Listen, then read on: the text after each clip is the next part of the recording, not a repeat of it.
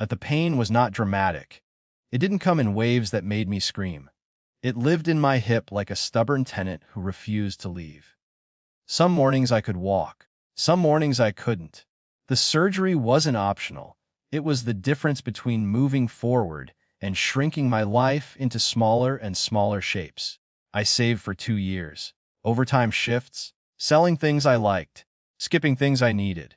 When the account finally held enough, I let myself breathe for the first time in a long while.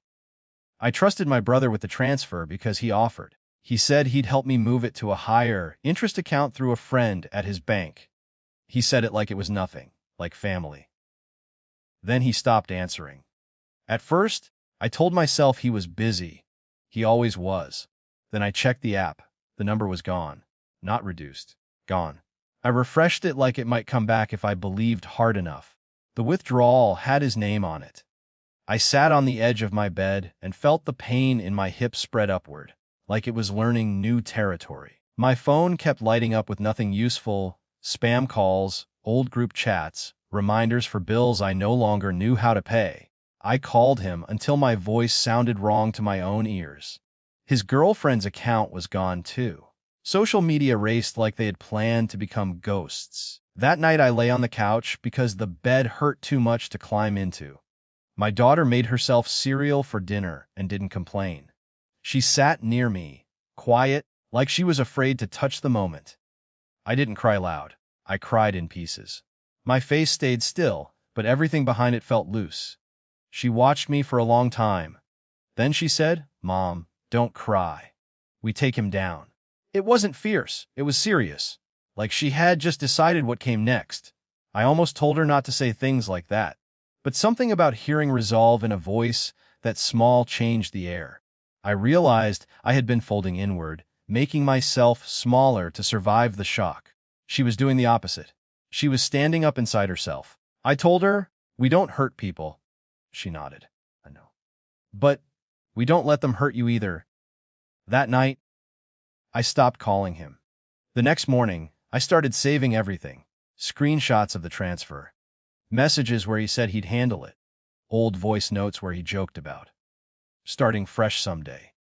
I didn't know yet what I would do with any of it. I only knew that forgetting would feel like helping him disappear. I went to the bank with my daughter because I couldn't leave her alone, and I couldn't carry her far. The building smelled like carpet cleaner and quiet. The woman who helped me looked young enough to still believe in rules. I didn't tell her my whole story. I just told her what happened. She didn't promise anything. She just said, "Let's document." That word, document, felt heavier than any threat. It meant time. It meant process. It meant he wouldn't be able to laugh this off. Days passed in slow, careful steps. Phone calls from numbers I didn't recognize. Emails with language that sounded polite but carried weight. My daughter did homework in waiting rooms and learned how to be patient in adult spaces.